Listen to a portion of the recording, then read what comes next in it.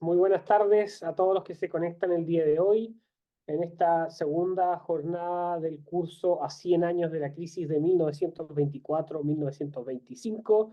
Tuvimos la primera clase sobre Arturo Alessandri de la época de 1924 y ahora esta sobre el movimiento militar de la fecha, la cual va a ser brindada por nuestro querido profesor Gonzalo Rojas Sánchez. Muy bienvenido a todos y muy bienvenido, profesor. Muchas gracias, Andrés, por la preparación y la coordinación y a todos ustedes por estar presentes. Efectivamente, tenemos que hablar de un movimiento militar, pero hay que encontrar la explicación para que Arturo Alessandri tuviera entre los días 7 y 11 de septiembre de 1924 que ir dejando el poder hasta efectivamente dejarlo, saliendo fuera de Chile con permiso. ¿Qué suscitó el movimiento militar? Habíamos dejado a don Arturo en la sesión pasada en una posición de privilegio, porque había logrado la mayoría en ambas cámaras, tanto en el Senado como en la Cámara de Diputados. Había logrado, como él había dicho, ¿se acuerdan?, purificar los asientos del Congreso y obtener para sus proyectos sociales y sus proyectos económicos la mayoría necesaria. Pero no alcanzó. No hubo tiempo suficiente entre la elección de marzo y septiembre de ese mismo año 1924 para que esa mayoría parlamentaria, tanto en la Cámara de Diputados como en el Senado, se comportara del modo que Arturo Alessandri esperaba. Y entonces fueron los así llamados militares jóvenes los que se hicieron cargo de la situación. Pero, ¿cuál era el estado del Ejército de Chile, en particular del Ejército de Chile, como para que se hubiese suscitado un movimiento doble, el de septiembre del 24, el de marzo del 25, de una forma tan avasalladora como fue sacando a un presidente de la República y después trayéndolo de vuelta? ¿Qué situación se daba al interior del ejército? Vamos a comentar dos elementos. Por una parte, el elemento económico y por otra parte el elemento profesional, la situación económica y la situación profesional. Los sueldos del Ejército de Chile hacia 1924, también los de la Armada, pero sobre todo los del Ejército, estaban en una pésima condición. Sobre todo los sueldos de los 4 grados inferiores. Voy de arriba hacia abajo. Mayor o sargentos mayores, como se llamaban en la época, capitanes, tenientes y subtenientes. No solamente eran sueldos muy bajos, ya vamos a hacer unas pocas comparaciones gracias al estudio que ha hecho René Villar sobre esta materia, sino que eran sueldos que no estaban recibiendo ningún reajuste con relación al alza del costo de la vida. Fíjense, entre 1912 y 1920, o sea, los 8 años inmediatamente anteriores a la presidencia de Arturo Alessandri, el IPC varió en un 80%. En esos 8 años la variación del IPC fue de un 80%. La variación de aumento de los sueldos de los militares en esos 8 años fue de un 0%. No hubo aumento de los sueldos militares entre 1912 y 1920, con un costo de la vida que aumentó en un 80%. Esa situación, perdonen que lo diga de esta manera, mejoró un poquitito bajo la presidencia de Alessandri, porque bajo la presidencia de Alessandri, en apenas 4 años, el costo de la vida tuvo un aumento del 95% entre 1920 y 1924. Pero al menos Alessandri logró un reajuste del 20% para los sueldos de las Fuerzas Armadas. O sea, durante 8 años no hubo aumento alguno y en los 4 años de Arturo Alessandri ese aumento fue de apenas el 20% cuando el alza del IPC había sido en ese periodo del 95%. Pérdida enorme del valor adquisitivo de sus sueldos. Bueno, pero uno podría decir esos sueldos, ¿por qué eran malos? ¿Por qué podemos decir que realmente estaban mal remunerados los oficiales de las Fuerzas Armadas y en particular del Ejército? René Millar ha hecho un par de comparaciones muy interesantes. Un general de división, en 1924, el año de la crisis, un general de división ganaba 24.000 pesos. Eso no nos dice nada, sí, pero la comparación nos dice mucho. Un vista primero de aduanas, sí, un señor que, por así decirlo, abre maletas, tiene un trabajo muy digno, pero es un vista primero de aduanas. Ganaba 12.000 pesos, la mitad que un general de división. Y si uno compara lo que ganaba el vista primero de aduanas, 12.000 pesos mensuales, ganaba más que un capitán de ejército, que ganaba apenas 11.700.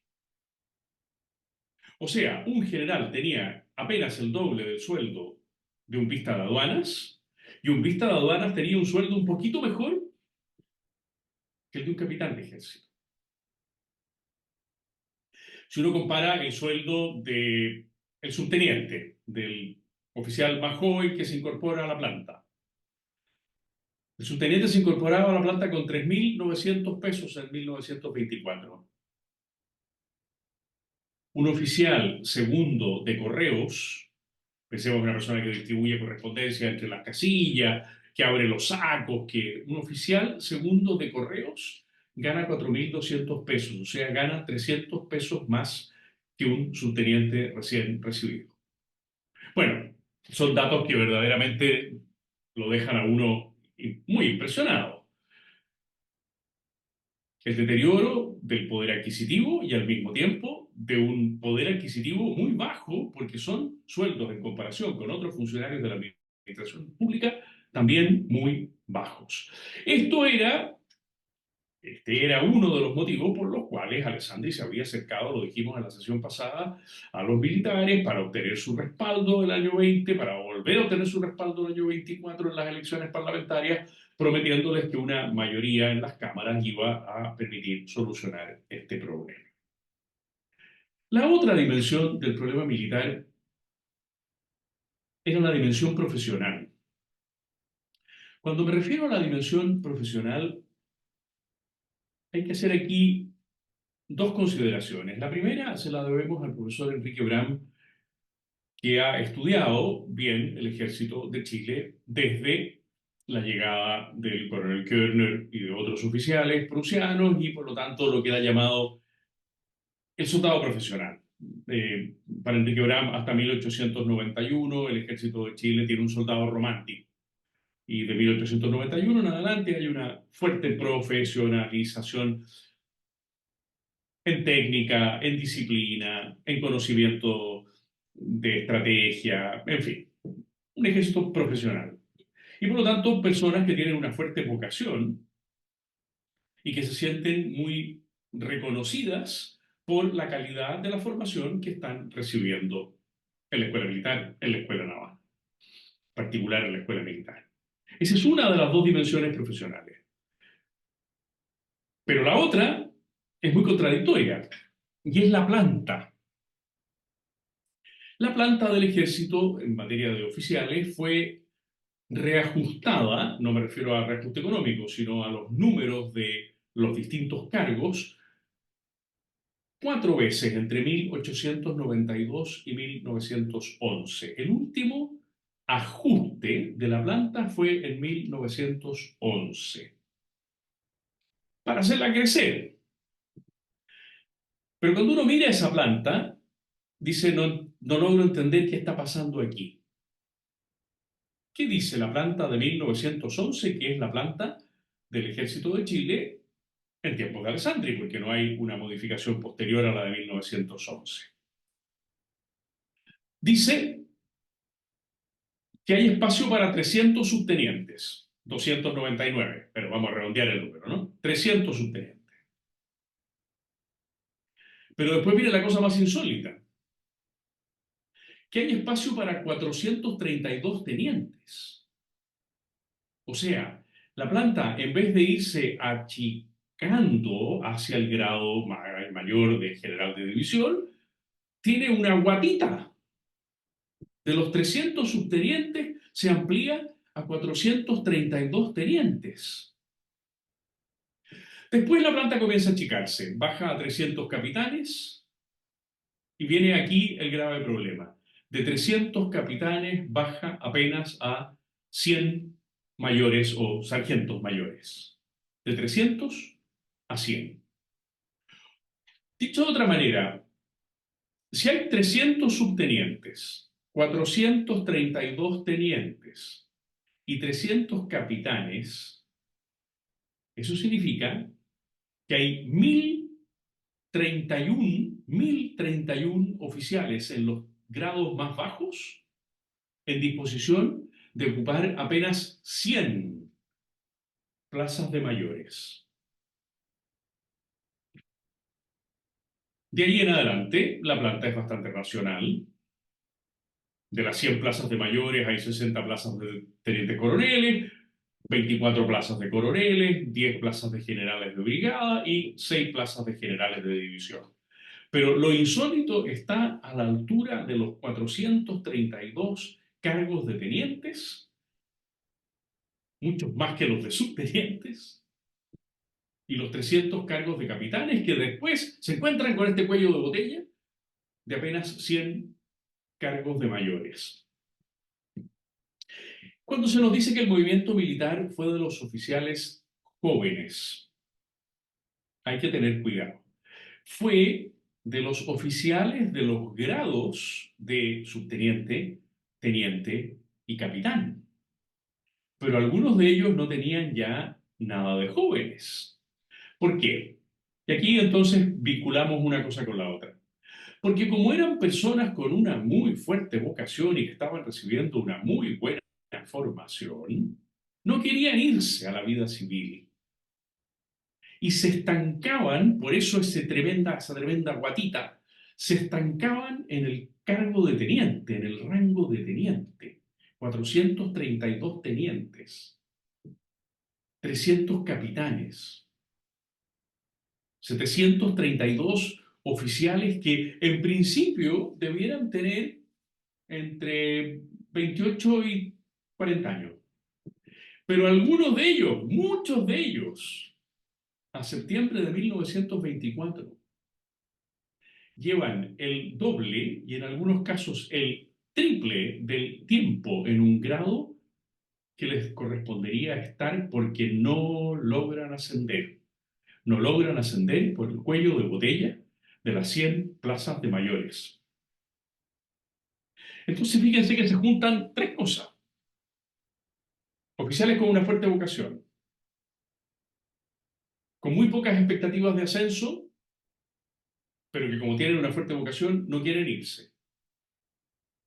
Y que al mismo tiempo tienen sueldos muy bajos en relación al costo de la vida, cada vez peores, y también muy bajos en relación a otros miembros de la administración pública. La esperanza puesta en que este nuevo Parlamento iba a solucionar el problema y no solamente iba a sacar adelante las leyes sociales que Alessandri había estructurado en un proyecto de código, el impuesto a la renta, el mejoramiento de los otros sueldos de la administración pública, sino que también este nuevo Parlamento iba a hacer una reforma de tal manera de poder satisfacer las inquietudes económicas de los militares. Esa expectativa se frustró por completo ya en el mes de mayo de 1924. ¿Por qué? Porque contra todo pronóstico, los parlamentarios, en vez de discutir los proyectos que Alessandri había enviado y que estaban estancados, como ya vimos en la sesión anterior, desde 1920, decidieron discutir un proyecto de viáticos. Se le llama de dieta parlamentaria, pero en realidad no era en sentido estricto una dieta parlamentaria. Hasta 1924, los cargos de senador y diputado se ejercen ad honorem, de manera gratuita. Todas las personas que acceden a esos cargos tienen las espaldas suficientes en el mundo agrícola, en el mundo minero, en el mundo comercial, en el mundo bancario, como para poder ejercer sus cargos de senadores y diputados sin necesidad de una remuneración. Pero justamente porque han llegado al Parlamento en las elecciones de 1924 personas que no tienen esa condición, que pertenecen, algunos de ellos, a la chusma querida, entonces el Parlamento estimó conveniente poder dotar a esas personas, y obviamente no podía dotar a uno y no a otro, de una remuneración. Pero no era fácil reformar la Constitución de 1833, digámoslo de manera más rotunda. Era muy difícil reformar la Constitución de 1833 todavía vigente. Hacía falta que un Congreso aprobara el contenido de la reforma y el Congreso siguiente, o sea, mediando una elección completa de la Cámara de Diputados y de un tercio del Senado, ratificara la reforma aprobada por el Congreso anterior. Eso es lo que se llama dos congresos sucesivos. Muy difícil. Había habido ya una buena cantidad de reformas constitucionales, no nos vamos a meter en ese tema ahora porque no viene al caso, pero había sido difícil reformar la Constitución del 33. Y entonces los parlamentarios estimaron que era mejor hacer una ley interpretativa y que esa ley interpretativa dijera que los viáticos no se consideraban remuneración y por lo tanto que al establecer viáticos para los parlamentarios no se estaba vulnerando la Constitución que prohibía las remuneraciones, pero no los viáticos. Como ustedes comprenderán, al interior de la oficialidad joven, la sola idea de que en mayo fue aprobada por convocatoria extraordinaria, en mayo fue aprobada la idea de legislar y en la Cámara aprobada el proyecto de ley de viáticos, de dieta, así se la llama, ¿no? De dieta parlamentaria, y que pasara al Senado y el Senado comenzara a discutir ese proyecto en los primeros días de septiembre de 1924, colmó la paciencia de los militares. Dicho así de una manera coloquial, a ver, este caballero en 1920 nos pidió ayuda y nosotros dijimos, si no es electo en el Comité de Honor, aquí puede haber una sublevación fuerte. Ya nos pidió una ayuda en 1920. Este caballero nos volvió a pedir una ayuda ahora, a comienzos del año 24, para que garantizáramos que sus candidatos ganaran la elección y nosotros le prestamos la ayuda y sus candidatos ganaron la elección. Y ahora, cuando llegue el momento en que esos mismos electos, toda una Cámara de Diputados y un tercio del Senado nuevo, se dediquen a los proyectos de ley del presidente de la República, el proyecto de ley que está avanzando es nada menos y nada más que el proyecto de ley que los beneficia a ellos. Entonces, en los primeros días de septiembre, envalentonados por la conmoción de ver que las promesas en las que ellos han creído no tienen prioridad, no es que no vayan a ser cumplidas, pero no tienen prioridad. Un grupo de 50 oficiales jóvenes se constituyeron en un comité y le presentaron un memorándum al presidente Alessandri con una serie de peticiones que venían en el fondo a reforzar su programa. Esto es lo más insólito. El comité militar, en el cual, por supuesto, Carlos de Ibáñez y la cuarta sesión va a hablar de él, y por lo tanto yo no me meto en la figura de Carlos de Ibáñez en esta sesión, pero es la figura principal de este comité militar. Lo que el comité militar le está pidiendo a Alessandri es exactamente lo mismo que Alessandri ha planteado en su programa, pero le está diciendo, oiga, sáquelo adelante. No puede ser lo que está sucediendo.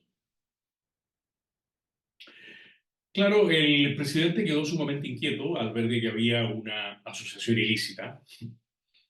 El comité militar no es una asociación permitida por los estatutos del ejército, eh, y que eso indudablemente iba a generar al interior de las filas una cierta, una cierta consternación.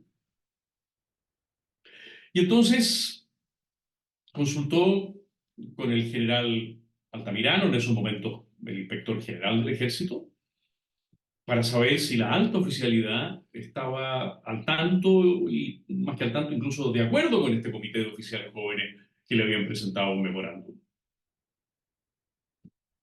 Así fue. El general Altamirano le dijo que el alto mando apoyaba esa petición, que el memorándum de los oficiales jóvenes en que pedían que no se siguiera adelante con la tramitación de la dieta, que hubiese impuesto a la renta, que se promulgara el código laboral, que viniera la mejoría económica para los militares, estaba perfectamente respaldado por el alto mando del ejército, que no era una cuestión de unos poquitos oficiales jóvenes solamente.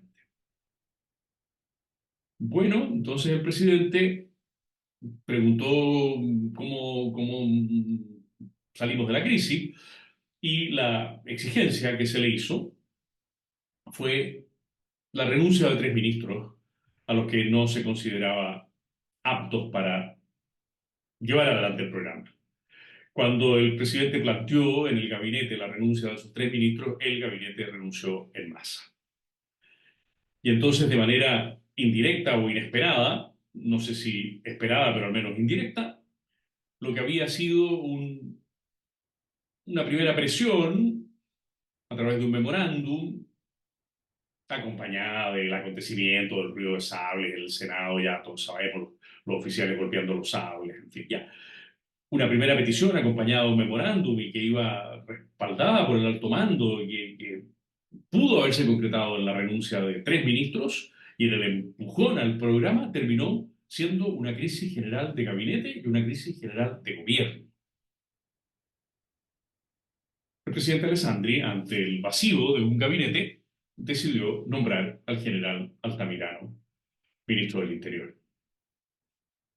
Y se produce ahí el día 8 de septiembre, después de que ha habido todos esos días, desde el día 2 o 3 de septiembre han estado los oficiales golpeando sus sables, el ruido de sable. Se produce el día 8 de septiembre ese acontecimiento tragicómico en que el general Altamirano llega a las cámaras y le dice a los señores parlamentarios que dejen de tramitar, como una especie de orden superior, ¿no? Dejen de tramitar el proyecto de dieta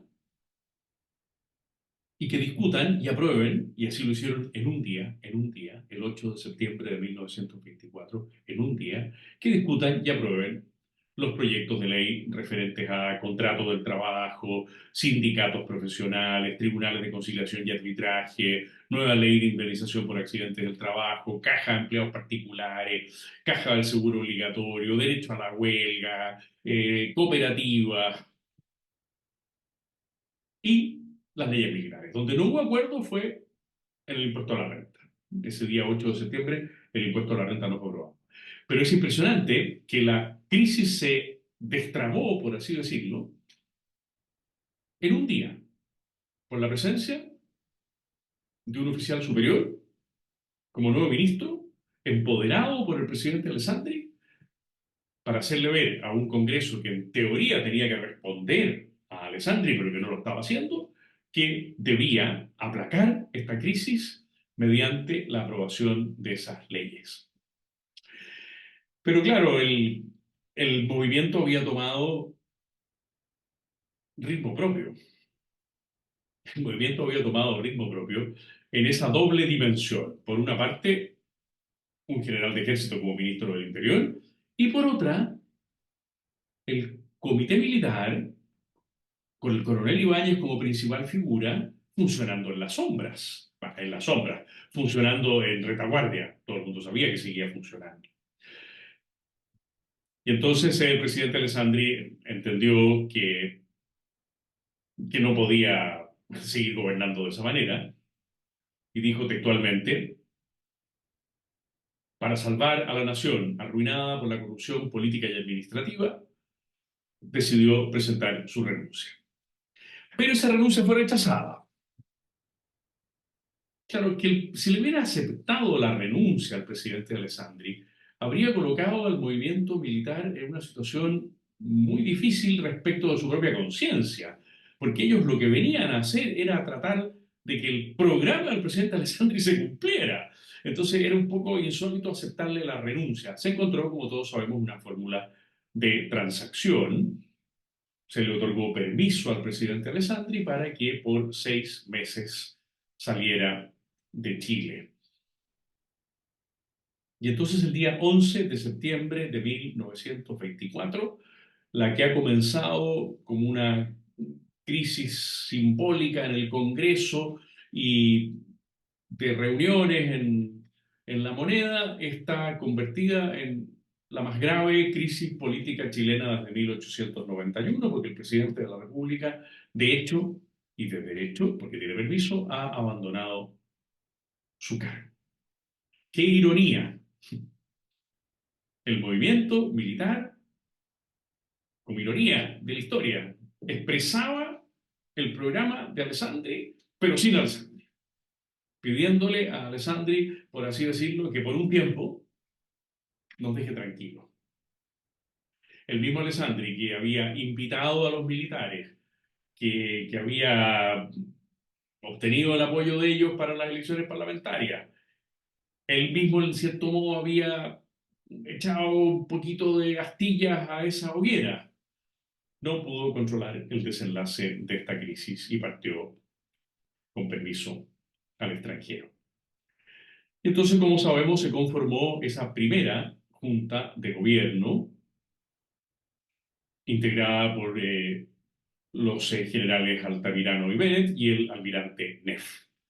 Esa primera junta de gobierno de oficiales superiores fue mirada desde el comienzo con recelo por el Comité Militar de Oficiales Jóvenes. Claro, es que la figura de Carlos Ibáñez del Campo es, por definición, eh, estoy seguro que así lo va a explicar el profesor Enrique López, un hombre desconfiado, un hombre receloso de toda institucionalidad que no tenga él bajo su control. ¿Ah? Hace pocos días terminé, unas meses atrás, un libro terrible de uno de sus ministros en la segunda presidencia, el ministro Montero, eh, René Montero me parece que se llama, un ministro, y fue secretario por mucho tiempo de don Carlos Ibáñez, y claro, las cosas que dice de su ídolo que dejó de serlo en la primera parte de la segunda presidencia Ibáñez son durísimas, son tremendas.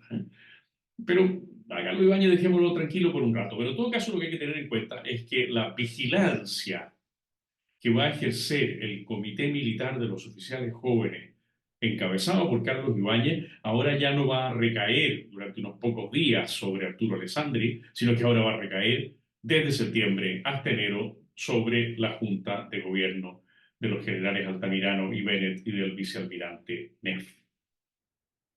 Claro, porque estos oficiales que en el fondo fueron los que iniciaron el problema, el movimiento, a raíz de los problemas económicos, de los problemas de poco tiraje a la chimenea, está Marmaduke Brobe ahí también, después era una personalidad insólita, no confiaban en sus altos mandos. Sus altos mandos no habían sido hasta ese momento capaces de reformular la planta y de obtener nuevas remuneraciones. Se sintieron ellos, y con la conducción, con el liderazgo de Carlos Ibáñez del Campo, mucho más empoderados para sacar adelante esta reforma. El 23 de enero de 1925, mes de verano, parece que no va a suceder nada. Han pasado 3 meses y algo desde la salida de Alessandri del poder.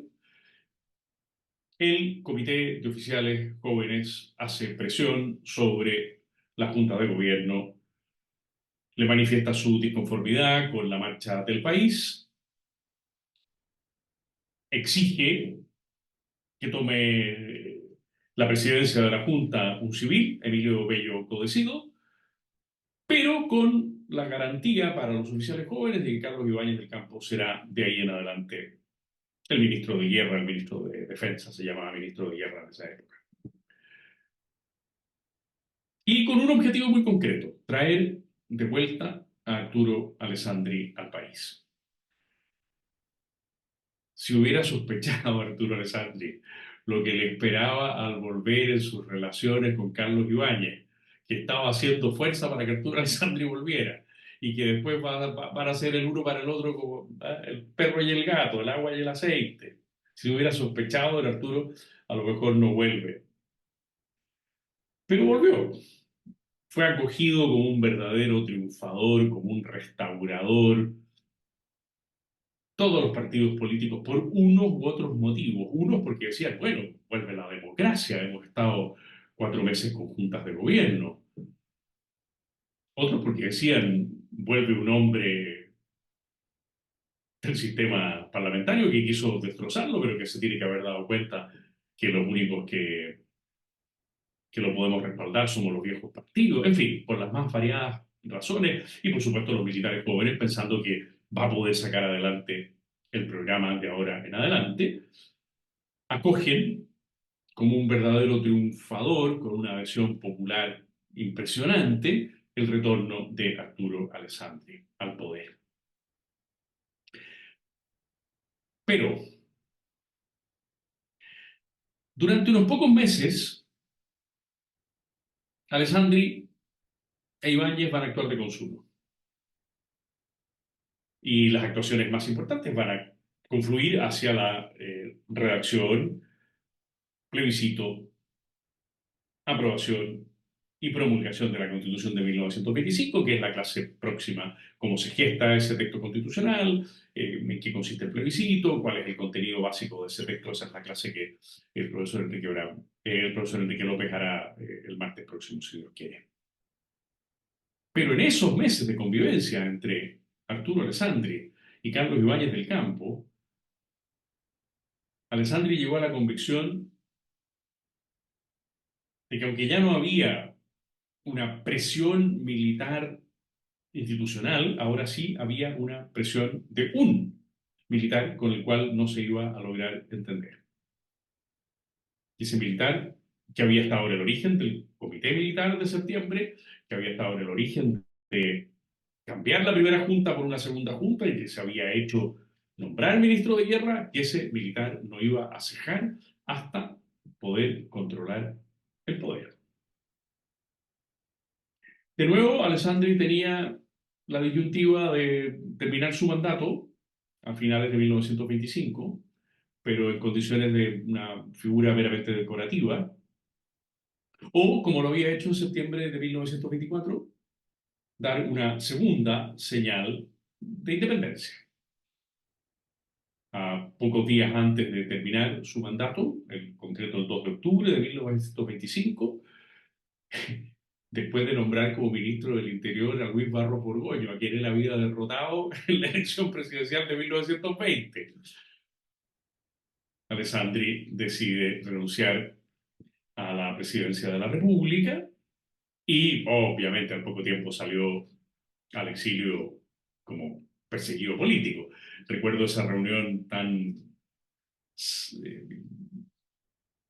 impresionante con don Jorge Alessandri eh, en la UDI, un poco tiempo antes de que muriera don Jorge, todavía estaba bastante bien de su cabeza y que nos contó muchas anécdotas. Estábamos ahí un grupo, no sé, serían 100, 120, 150 jóvenes con él, Jaime Guzmán a su lado. Y una de las cosas que contó don Jorge es que él y sus hermanos habían sido detenidos por el régimen ibañista y en una rueda de presos, como la llamó él, estábamos en una rueda de presos y yo le pregunté al carcelero que por qué nosotros estábamos detenidos. Y el carcelero me contestó, por alessandrista. Y entonces don Jorge sostuvo que él le había dicho al carcelero, de eso yo no puedo ser culpable.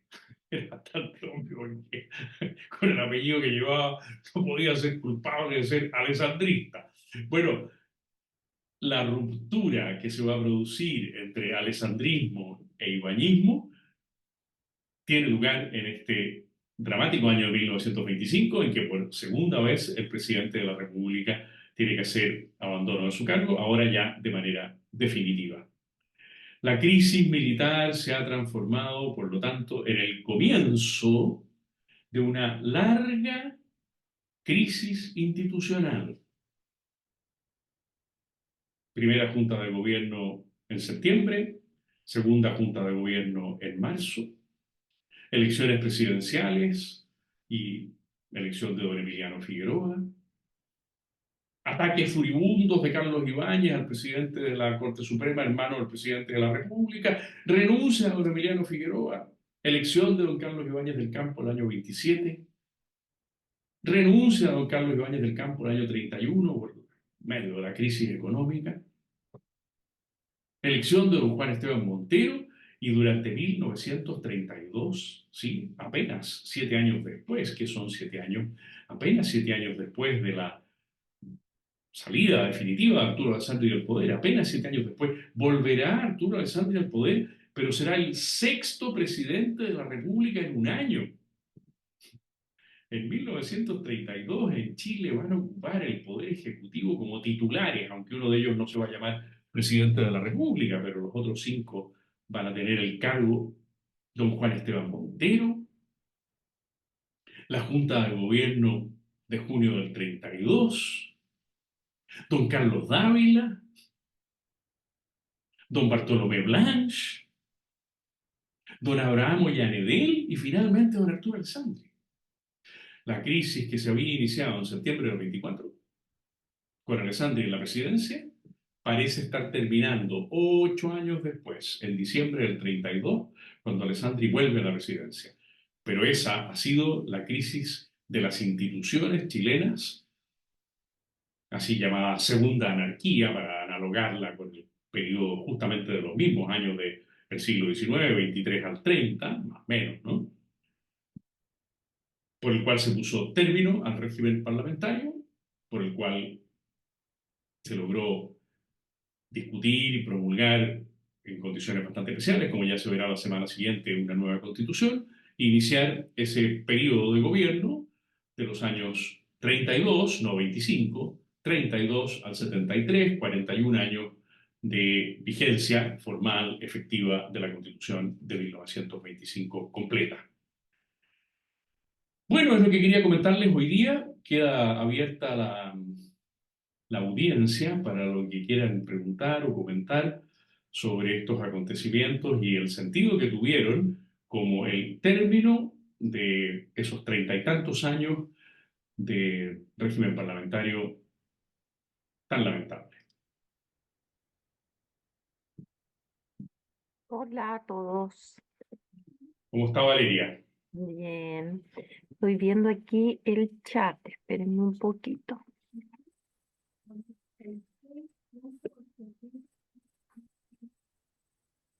No tengo nada en el chat. ¿Alguien puede leer el chat? Pero Patricio Pero tiene la mano Patricia sí. levantada. Sí, lo que pasa es que como yo entré recién hace poquito y relevé a Andrés, tal vez el chat quedó con comentarios que yo no pude pescar. No sé. Patricio. Gonzalo, ¿cuál es eh, la causa profunda entre el parlamentarista y el presidencialismo? ¿Cuál fue la causa de ese conflicto, la causa social, podríamos hablar, no sé, como causa sociopolítica, no sé, cuál sería esa causa indistintamente las personas o el ejército, ¿me entiendes? O sea, ¿cuál fue el conflicto? ¿Qué fue lo que no funcionó, digamos? No funcionó que una oligarquía cuyos negocios estaban muy vinculados con su actividad parlamentaria, se cerró, la palabra oligarquía ya lo dice, se cerró sobre sí misma con independencia de que fueran conservadores, liberales, radicales, 5 grupos liberales que había, incluyendo los nacionales, antiguos nacionales de Montivara. Y en buena medida vivieron centrados en su propio juego de levantar y votar gabinetes. Acuérdate, que hubo 128 cambios de gabinete en 33 años, que hubo 55 ministros del Interior, 55 ministros de Hacienda, 44 ministros de Relaciones Exteriores. Jugaron a administrar el país. Ahora, todas las dimensiones económicas de esa oligarquía, desgraciadamente, es muy difícil determinar los vínculos que existían entre parlamento y sistema económico más allá de las pertenencias a los directorios, porque gran parte de esas empresas ya no existen y las que existen no conservan documentación. Y obviamente en el Archivo Nacional no está la documentación que permite establecer, perdón que lo diga de manera tan burda, que fulanito votó en esta ley de tal manera porque al mismo tiempo tenía intereses en tal o cual empresa. Eso no es factible. Yo me acuerdo que hace, no sé, 30 años atrás, eh, la compañía Cervecerías Unidas andaba buscando un equipo de historiadores para hacer su historia, ¿no? Y entonces visitamos la gerencia y preguntamos dónde estaba la documentación para poder hacer la historia de CCU. Y nos mostraron tres archivadores RAIN. Pero, ¿dónde están los archivos? ¿Dónde están los documentos? No, pues, no. Después de 5 años, impuestos internos ya no piden los papeles, entonces se votan. Entonces, esa oligarquía, suponemos, por las poquitas combinaciones que se han logrado hacer, suponemos que estaba muy centrada en el desarrollo de su propio negocio y que eso hizo que tuviera una mirada tan, con las excepciones del caso, hubo excepciones excelentes como Juan Enrique Concha, eh, el mismo Valentín Letelier, dos personas de espectros muy distintos, un conservador y un radical, con excepciones que sí se preocuparon por la cuestión social, pero en la mayoría de los casos fue una oligarquía sumamente cerrada. No me acuerdo el número de años que se demoró la comisión investigadora de la matanza de Santa María de Iquique en informar sobre lo que había pasado en Iquique, pero fueron años. Y si digo 5 o 6, puede que me quede corto. Porque una comisión investigadora, claro, ustedes me dirán, es que Iquique en esa época no estaba a los 1.800 kilómetros que está ahora, estaba a 30.000 kilómetros, ya, de acuerdo. Iquique estaba a 30.000 kilómetros de Santiago, de acuerdo, ya. En sentido figurado, se entiende, ¿no es cierto? Pero aún así que una comisión investigadora de una matanza tan terrible como fue esa, se demorara años en informar, es porque había otro estilo de... Y eso es lo que comentábamos en la sesión anterior, Arturo Alessandri intentó romper sin éxito hasta que los militares dijeron, no, esto ya no puede ser.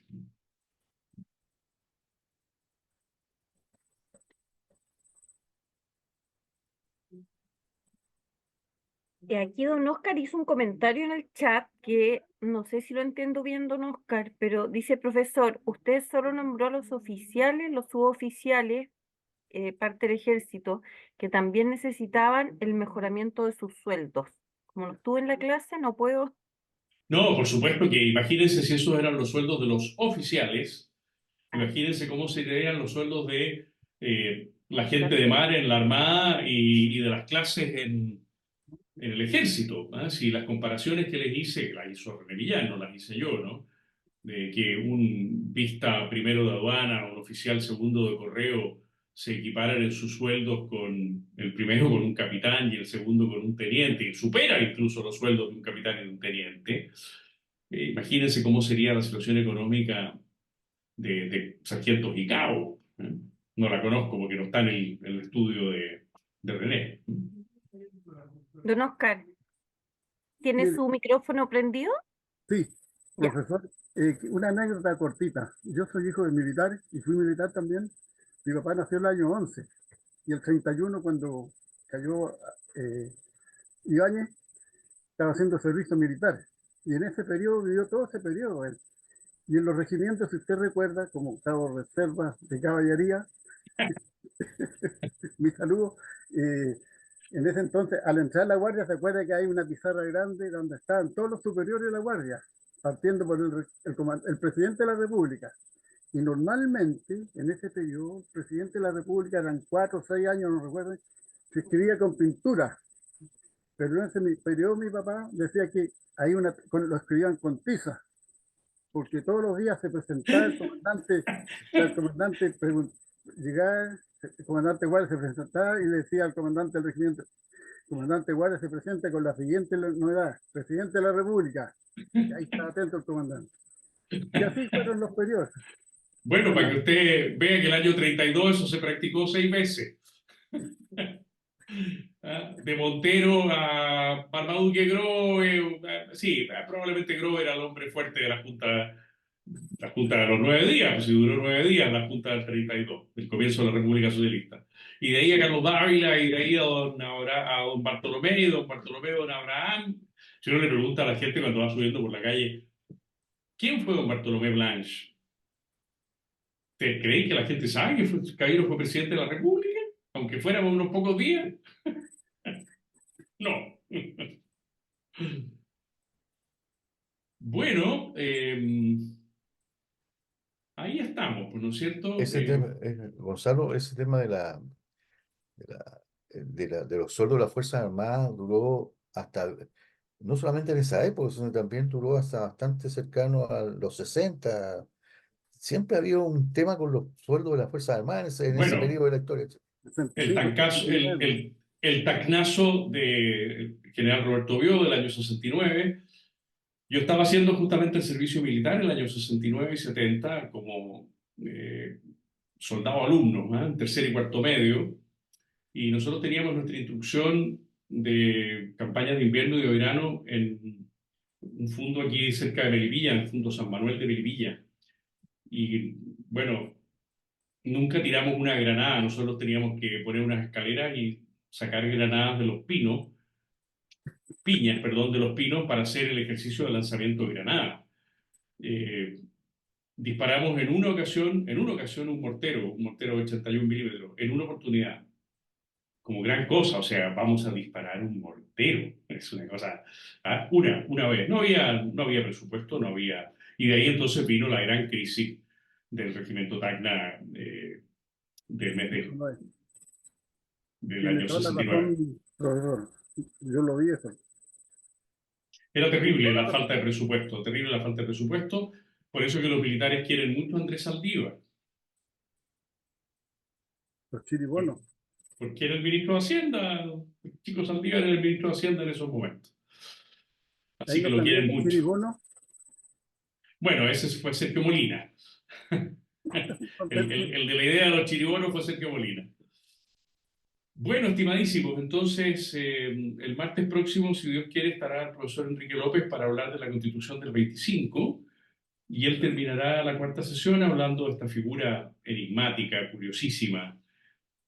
Así como en la primera sesión hablamos de Arturo Alessandri, vamos a cerrar el ciclo hablando de don Carlos Ibáñez del Campo en los años 24-25. La idea no es proyectar al general Ibáñez en su primera ni su segunda presidencia, sino mostrarlo como ese coronel todopoderoso que termina empujando a Alessandri fuera de la presidencia. Acuérdense que este jueves tenemos la quinta sesión ya del ciclo de historiadores. Vamos a hablar de la ruptura de los consensos en Gonzalo Vial, de cómo se rompieron el consenso doctrinario, el consenso social y el consenso político en la historia de Chile. Esa va a ser la tesis de don Gonzalo Vial que me va a tocar desarrollar, si Dios quiere, este jueves. Valeria, muchísimas gracias y a todos ustedes un saludo muy cordial. Ojalá que tengamos siempre más gente para las próximas sesiones. Gracias. Gracias. Gracias. Chao a todos. Chao, chao. Chao.